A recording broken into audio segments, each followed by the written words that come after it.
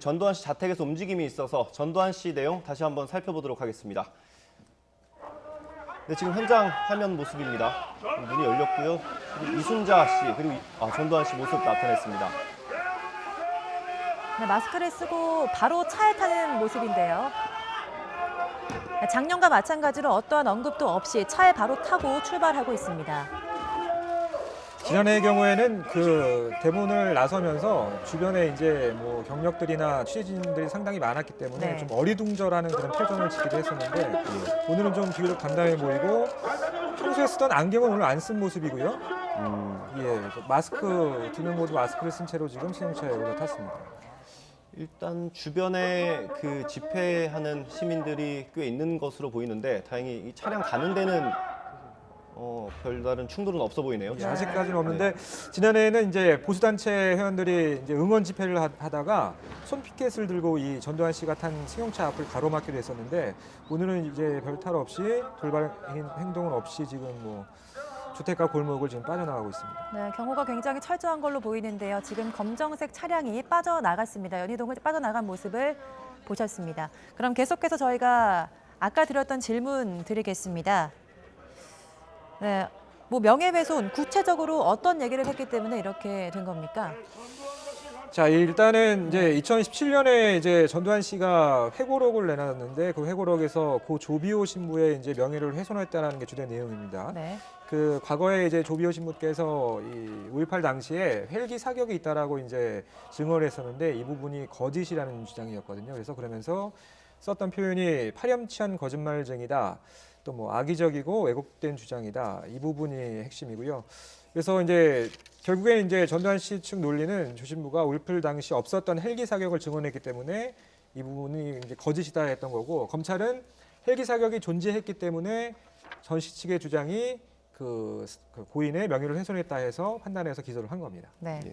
그러니까 그러면 이번 재판에서 쟁점이 헬기 사격이 있었냐 없었냐 이거인 거죠? 그렇습니다. 이 재판부가 이 5.18 당시에 그 헬기 사격이 있었느냐를 판단을 해야만 전 씨에 대한 유무죄 판단이 가능한 거거든요. 왜냐하면 사자 명예훼손죄라는 건 허위 사실을 적시해서 죽은 사람의 명예를 훼손해야 성립이 됩니다. 그래서 사실을 적시해서 이제 처벌이 될 수도 있는 일반 명예훼손과는 좀 차이점인데 결국에는 이제 이 전 씨 측의 주장이 거짓인 것을 밝히려면 헬기 사격이 그 당시에 존재했느냐를 밝혀야 된다는 거죠. 그래서 결국엔 이번 재판에서 가장 큰 쟁점은 5.18 당시 헬기 사격이 존재했느냐 이 부분에 좀 초점이 맞춰지고 있습니다.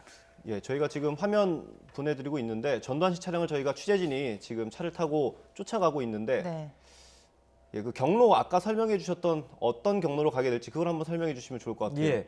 지난해 기준으로 말씀을 드리면 이 연희동 자택에서 나와서 강변북로로 올라탔고요. 예. 또 강변북로를 달리다가 한남대교 건너서 바로 이제 경부고속도로 진입한 뒤에 천안 논선 고속도로 또 호남 고속도로 통해서 이제 동광주 나들목으로 나가는 네. 뭐 왕복 600km가 넘는다니까 뭐 한 방향으로 보자면 뭐 300km가 좀 넘는 그런 거리인데 예. 일단 나들목에서 뭐 법원까지 거리가 4km 정도라고 하더라고요. 그래서 예. 그렇게 오래 걸릴 것 같지는 않습니다. 네, 그럼 이대로라면 광주까지는 얼마나 걸리죠? 오늘 월요일 뭐 출근길 네. 서울 뭐 교통 상황 굉장히 혼잡하잖아요. 예. 지금 뭐 출근이 아직도 뭐 진행되고 있는 그런 시각이기 때문에 서울 시내에서는 뭐 좀 체증이 우려가 되는 상황인데 그 고속도로는 월요일 날 오전에 뭐 그렇게 막히는 경우가 없기 때문에 그렇게 오래 걸릴 것 같지는 않고 한 3시간 반에서 4시간 정도 예상이 되고 있는데 지난해 경우에도 이제 공교롭게도 지난해 3월 11일도 월요일이었습니다. 월요일 아침이었는데 그렇게 오래 걸리지는 않았던 그런 기억이 있습니다. 예. 저희가 계속 화면이 나가고 있기 때문에 이제 관련 내용을 좀 여쭤봐야 될 것 같은데 지금 경찰차가 보여요. 이게 그 차량을 경호하는 차량으로 봐야 될까요? 그 평소에도 이제 잠시만요. 네. 그 지금 전두환 씨 나오는 모습 다시 한번 보여드릴게요.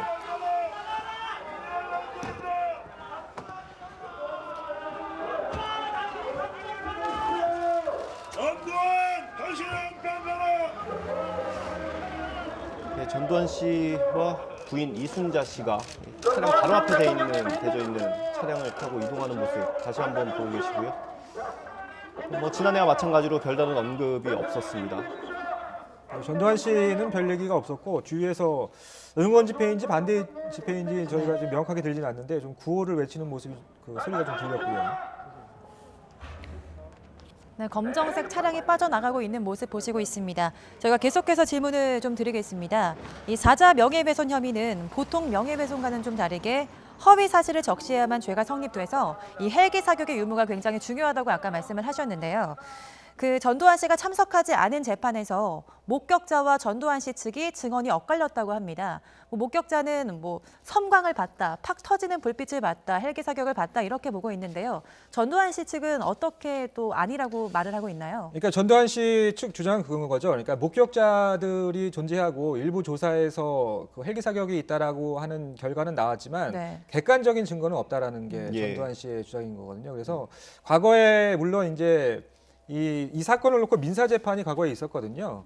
그래서 이 해당 회고록이 출판이 금지가 됐었는데 예. 그 당시에 민사 재판에서 재판부가 이미 한 차례 결론을 내렸어요. 예. 헬기 사격이 존재했었다라고 결론을 내렸거든요. 근데 문제는 뭐냐면 그 형사 사건은 민사 사건보다 좀 더 엄격한 그런 그 구속 요건이 필요하거든요. 예, 그렇기 예. 때문에 이번 형사 재판에서도 헬기 사격이 존재했다라고 재판부에서 결론을 내릴지는 좀 앞으로 재판 그 상황을 좀 지켜봐야 될 것 같습니다.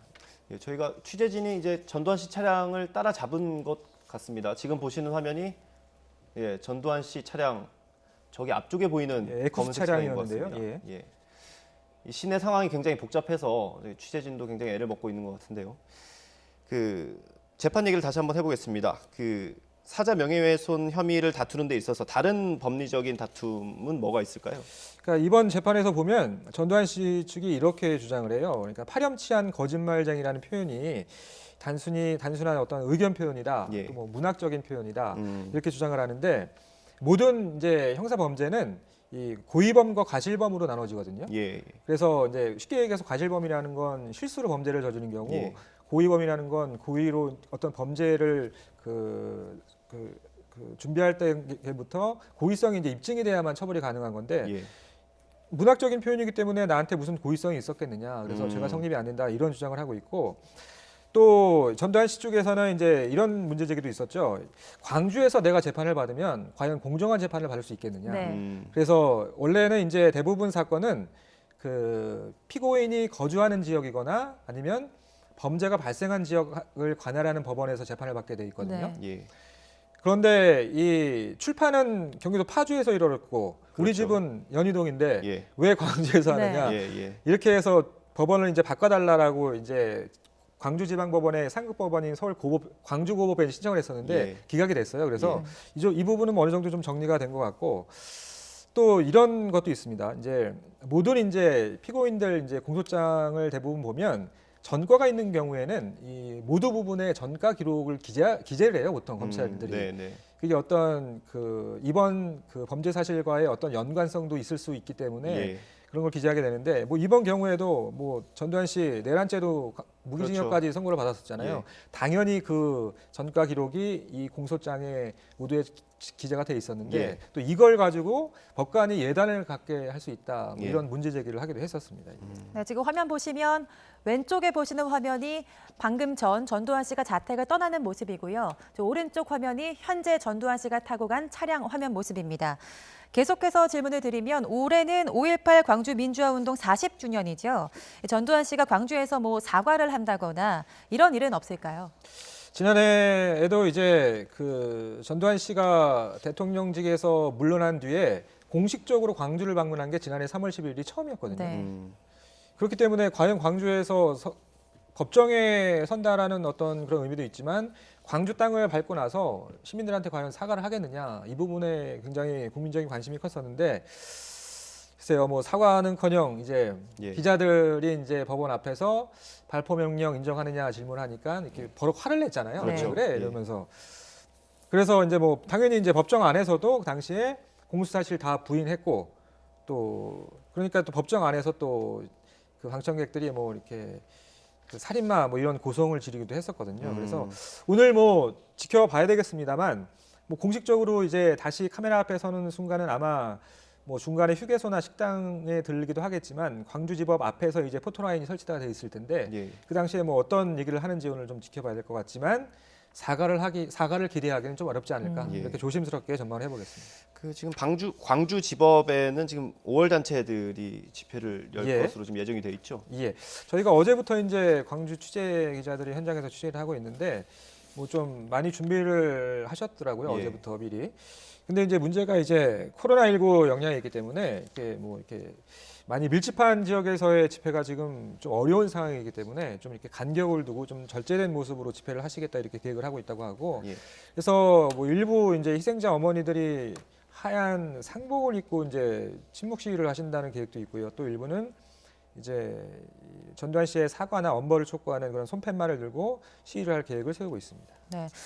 또 전두환 치욕 동상 이런 것도 있다고 하는데요. 이건 뭔가요? 예, 이 아마 뭐 뉴스에서 많이 화면이 소개가 돼서 아마 많은 분들 보셨을 텐데 전두환 씨가 이제 무릎을 꿇고 이렇게 묶여 있는 모습이에요. 네네. 예, 이게 원래 이제 지난해 말에 이제 12월에 서울 광화문 광장에 설치가 돼 있었는데 얼마 전에 옛 전남도청 앞으로 옮겼어요. 그런데 오늘 이제 전두환 씨가 광주 법정에 출석하기 때문에 좀 잠시 그 법원 정문 앞으로 이제 옮겨놨습니다. 5월 단체들이. 예.